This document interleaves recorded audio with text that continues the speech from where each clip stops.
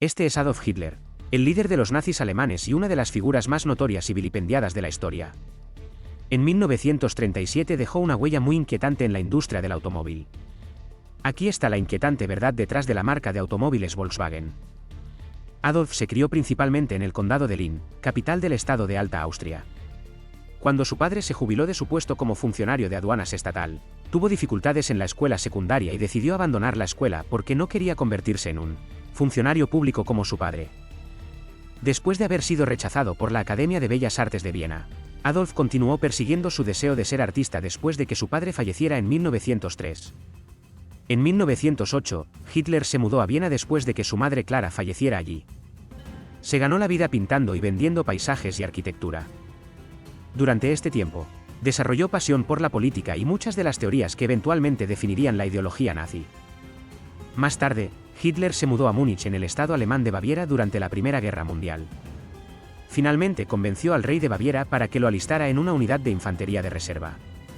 Recibió 2 premios a la valentía que llevó hasta los últimos días de su vida. En este punto, decidió dejar un rastro que nunca sería olvidado. A finales de 1921, Hitler estaba a cargo del partido nazi en expansión, aprovechando el amplio descontento con la República de Weimar y los duros términos del Tratado de Versalles. Un gran número de exoficiales del ejército descontentos en Múnich se unirían más tarde a los nazis. Más tarde, Hitler obtuvo el 36,8% de los votos cuando hizo campaña para la presidencia contra el héroe militar Paul von Heidelberg. Finalmente, Hitler pudo tomar el poder supremo en Alemania, en parte debido a los desacuerdos y la inactividad entre la mayoría de las personas que se oponían al nazismo. A pesar de que los nazis nunca recibieron más del 37% de los votos en 1933, Hitler se convirtió en canciller de Alemania durante su gobierno nazi y finalmente asumió la autoridad suprema. Ahora que Hitler ha establecido sus deseos políticos, sintió la necesidad de crear algo aún más grande. Necesitaba crear una empresa de automóviles durante la década de 1930. Los fabricantes de automóviles alemanes estaban principalmente interesados en construir vehículos de lujo. Como resultado, solo 1 de cada 50 alemanes tenía un automóvil en ese momento. Un proyecto que se ejecutó inmediatamente bajo el mando de Adolf Hitler sirvió como precursor del negocio que, eventualmente, se convertiría en Volkswagen.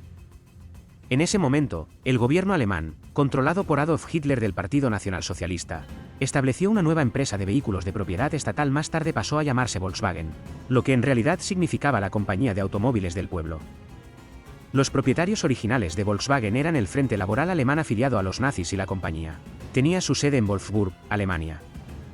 El proyecto favorito de Hitler era la creación y producción en masa de un automóvil barato pero rápido que pudiera venderse por menos de 1000 marcos Reich, lo que en aquel momento equivalía a unos $140.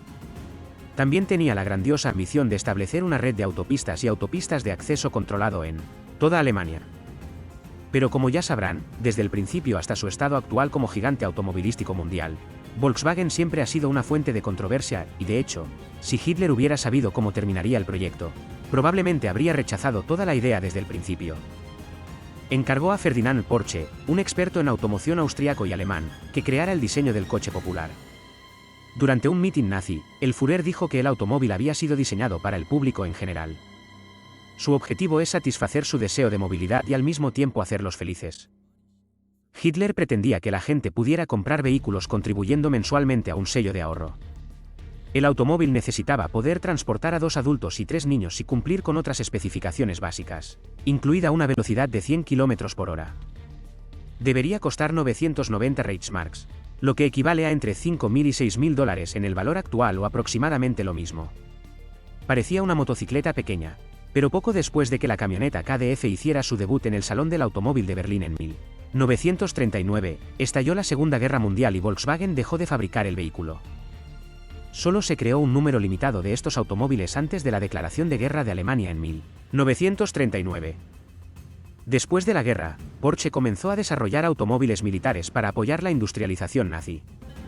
En ese momento, el Volkswagen Kübelwagen, un automóvil militar ligero empleado por las Wehrmacht y las Waffen-SS, se usaba principalmente. Ahora, los aliados querían hacer de Volkswagen el centro de sus esfuerzos para revivir la industria automotriz alemana.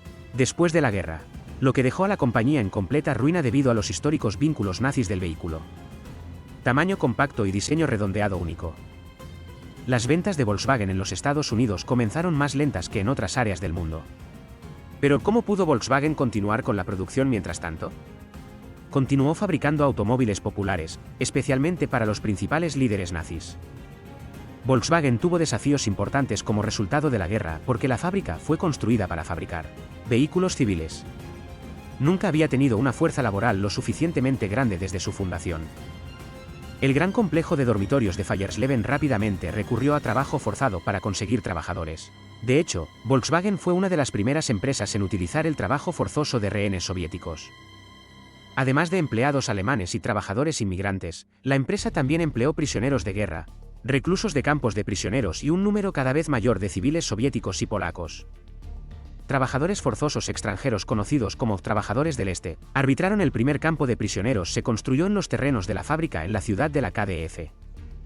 Los trabajadores forzados de automóviles constituían alrededor del 60% de la fuerza laboral.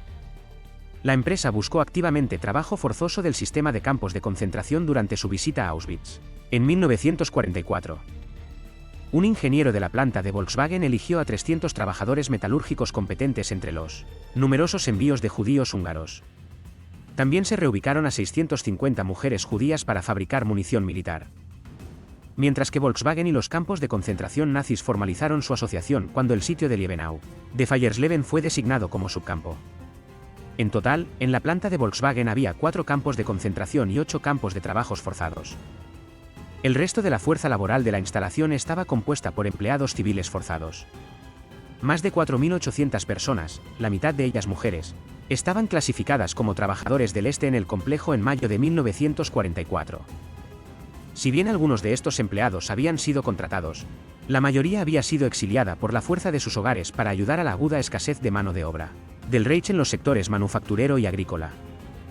Estos empleados vivían y trabajaban en condiciones frecuentemente peligrosas, muy parecidas a las de los prisioneros de guerra soviéticos y campos de concentración en las instalaciones. Más de 15.000 personas de los campos de concentración fueron empleadas por Volkswagen durante este tiempo para construir sus automóviles. Volkswagen incluso construyó el campo de concentración de Rebexdorf cerca de una de sus instalaciones, donde detuvieron a una fuerza laboral de prisioneros altamente calificados. El trato a los hijos de los trabajadores orientales que trabajaban en el complejo fue una de las crueldades más atroces cometidas en la guerra. Algunas trabajadoras forzadas quedaron embarazadas antes de 1943. Las trabajadoras orientales que estaban embarazadas, así como las que estaban enfermas, estaban agotadas por más de 3 semanas simplemente fueron enviadas de regreso a sus países de origen. Sin embargo, esta táctica fue cambiada a medida que avanzaba la guerra por Fritz Sauckel, un planificador general alemán potencial para la asignación de mano de obra. Tales deportaciones fueron difíciles debido al avance del ejército soviético y la necesidad urgente de todos los disponibles recursos para mantener las líneas alemanas en retirada. En ese momento, los administradores alemanes comenzaron a abrir las primeras instalaciones de guardería para los hijos de empleados extranjeros. Estas construcciones aparentemente ofrecían un lugar para que las trabajadoras orientales dieran a luz, así como un espacio para que recibieran tratamiento posparto. Pero la idea de las guarderías en Alemania era una completa mentira.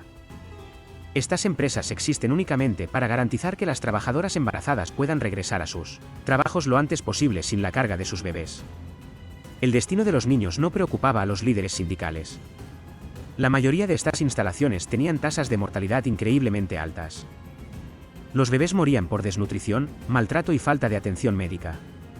Con el tiempo, los ejecutivos de Volkswagen construyeron una instalación allí en febrero de 1943, originalmente en los cuarteles de su llamado Campamento Oriental. El Dr. Hans Korbel, jefe de las instalaciones médicas de Volkswagen y el médico de la planta, se hicieron cargo de la sala de maternidad del hogar infantil. Los niños finalmente fueron trasladados a una instalación similar en la ciudad adyacente de Rügen, donde la tasa de mortalidad rondaba el 100%. Se estima que 365 niños pequeños, descendientes de las trabajadoras orientales, murieron en Rügen. El Dr. Korbel fue ejecutado en 1947 por funcionarios de ocupación británicos, después de haber sido sentenciado a muerte por negligencia criminal en el caso de la muerte del bebé en Rügen.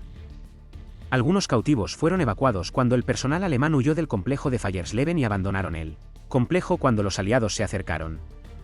Los cautivos restantes finalmente escaparon del complejo de Volkswagen para saquear la ciudad adyacente y derribar al duro equipo de fabricación. Entonces, el mayor Ivan Hirst, un comandante e ingeniero del ejército británico, se hizo cargo de la fábrica de Volkswagen después de la guerra. Aproximadamente 7.700 trabajadores en la planta de Volkswagen que habían sido hechos prisioneros. De hecho, los ataques aéreos destruyeron sustancialmente la planta, lo que puso fin a la fabricación de 66.285 automóviles Kübelwagen durante la guerra. Con esta acción, la oscura historia de Volkswagen llegó a su fin y la asombrosa historia de su ascenso comenzó a convertirse en un importante productor de vehículos de vanguardia para el público en general. Había aproximadamente 50 vagones Kübel terminados destinados al ejército alemán cuando las tropas aliadas llegaron a la planta dañada por la bomba. Más tarde, los británicos usaron la línea de ensamblaje para fabricar el Volkswagen Tipo 1 Beetle. Posteriormente se reanudó la construcción de diseños de automóviles populares para apoyar el esfuerzo aliado en la sociedad alemana. En los años siguientes, Volkswagen superó a todos los demás automóviles importados en términos de ventas en el país. Mientras que el modelo T, también conocido como el vehículo que puso al mundo sobre ruedas, cambió. 12 años después, el Volkswagen Beetle rompió el récord del renombrado modelo T de 15 millones de automóviles producidos en todo el mundo entre 1908 y 1927. Volkswagen fue oficialmente desnacionalizado en 1960 cuando el gobierno alemán vendió el 60% del capital de la compañía al público en general a largo plazo. Ya sea que ames u odies a la compañía Volkswagen, ellos todavía están en el negocio de fabricar automóviles y, aunque el plan de Hitler no impulsó la fuga de los alemanes de la pobreza, ayudó a financiar la máquina de guerra de la Alemania nazi. En última instancia, Volkswagen ahora ha avanzado en la producción de vehículos eléctricos ampliamente utilizados en todo el mundo.